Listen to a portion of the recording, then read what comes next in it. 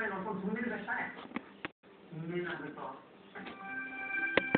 ಸುಮ್ಮನೆ ನಮ್ಮ ತಲೆ ನಾವೇ ಬಂಡೆಕಲ್ಲಿ ಹೇಳ್ಕೊಂಡಂಗಾಯ್ತು. ಹಾಂ ಅಪ್ಪ ಸುಮ್ಮನೆ ಏನೇನೋ ಮಾತಾಡಬೇಡಿ. CSP ಅವ್ರಿಗೆ ಏನು ಮಾಡಬೇಕು ಅಂತ ಚೆನ್ನಾಗಿ ಗೊತ್ತು. ಅವ್ರಿಗೆ ಯಾರು ಬುದ್ಧಿ ಹೇಳ್ಬೇಕಾಗಿಲ್ಲ.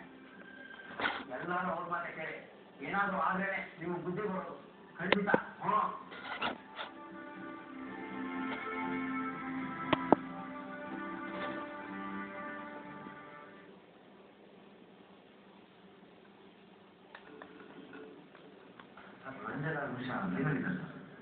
ಮಿಸ್ಟರ್ ಮಿಶ್ರಾ, ನಾನು ನಿಮ್ದು 10 ನಿಮಿಷ ಇರ್ತೀನಿ. ನೀವು ಅಷ್ಟು ತೊಗೊಂಡು fine sir, thank you sir. ಹೇಗೆ ನಿಮ್ಮ ಹೊಸ ಹೇಳ್ತಾರೆ ಏನದು ಕರಣ್ ತಪ್ಪಿಸ್ತೀರಲ್ಲ? ಹೌದು ಸರ್, ತುಂಬಾ ಉತ್ಸಾಹಿ.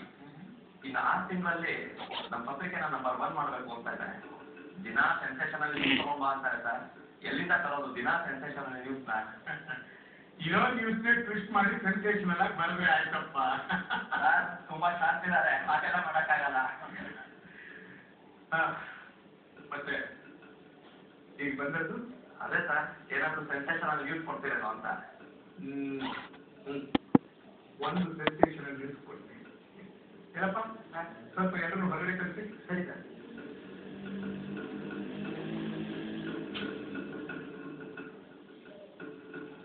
ನಾನು ನನ್ನ ಮಂತ್ರಿ ಮಂಡಲನ ವಿಸ್ತರಣೆ ಮಾಡ್ತಾ ಇದ್ದೀನಿ.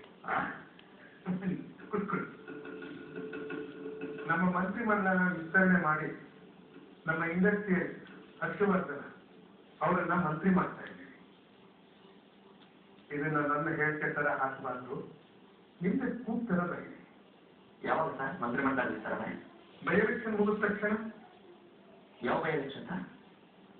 ಒಂದು ನಮ್ಮ ಅಪೋಸಿಷನ್ ಪಾರ್ಟಿ MLA ಮುತ್ತಪ್ಪ ಕಾಟೇಕರ್ ತಪ್ಪಲ್ಲ ಆ ಕ್ಷೇತ್ರದ್ದು. ಇನ್ನೊಂದು ನಮ್ಮ ಆನಂದ್ ರಾಜು ನಮ್ಮ ಪಕ್ಷಕ್ಕೆ ಬಂದವರು ಅಧ್ಯಕ್ಷರಾಗುವಾಗ ರಾಜೀನಾಮೆ ಕೊಟ್ಟಿದ್ರಲ್ಲ ಆ ಕ್ಷೇತ್ರ. ನೆಕ್ಸ್ಟ್ ಮಂತ್ ಎಲೆಕ್ಷನ್ ಅನ್ನೋ ನ್ಯೂಸ್ ಇದೆ.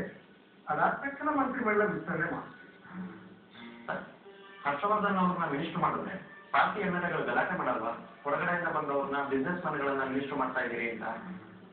ಅದಕ್ಕೆ ನಾನು ನಿಮಗೆ ಹೇಳಿದ್ದು, ಅಂತ ಬುದ್ಧಿವಂತ ಬಿಸ್ನೆಸ್ ಮೆನ್ನು ಮಂತ್ರಿ ಆದ್ರೆ ಸರ್ಕಾರಕ್ಕೆ ರಾಜ್ಯಕ್ಕೆ ಒಳ್ಳೇದು ಅಂತ ನಿಮ್ಮ ಪತ್ರಿಕೆಯಲ್ಲಿ ನಿಮ್ಮ ಅಭಿಪ್ರಾಯದಂತೆ ಬರೀರಿ ಅಂತ. ಅದು ಗಲಾಟೆ ಆಗಲ್ಲ. ಕರೀರಿ ಸರ್, ರಂಜನ್ ಮಿಶ್ರಾ ಅವ್ರನ್ನ ಮಿನಿಸ್ಟರ್ ಮಾಡಲ್ಲ ಮಾಡೋಣ ಅಂತ ಯೋಚನೆ ಮಾಡ್ತಿದ್ದೀವಿ. ಆ ಕೋರ್ಟ್ ಕೇಸ್ ಮುಗಿಬೇಕಲ್ಲ.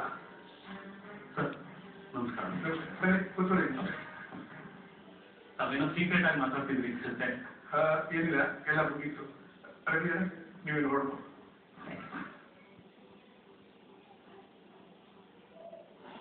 ಹೇಳಿ ಮಿಶ್ರಾ, ಏನಂತ ಅರ್ಜೆಂಟು? ಸರ್ ಕೋರ್ಟಿಂದ ಡೈರೆಕ್ಟ್ ಆಗಿ ಬರ್ತಾ ಇದ್ದೀನಿ. ಕೇಸ್ನ ವಾಪಸ್ ತಗೊಳ್ಳೋ ಹಾಗಿಲ್ಲ ಅಂತ ಆರ್ಡರ್ ಮಾಡ್ಬಿಟ್ರೆ ಸರ್ ಜಡ್ಜ್.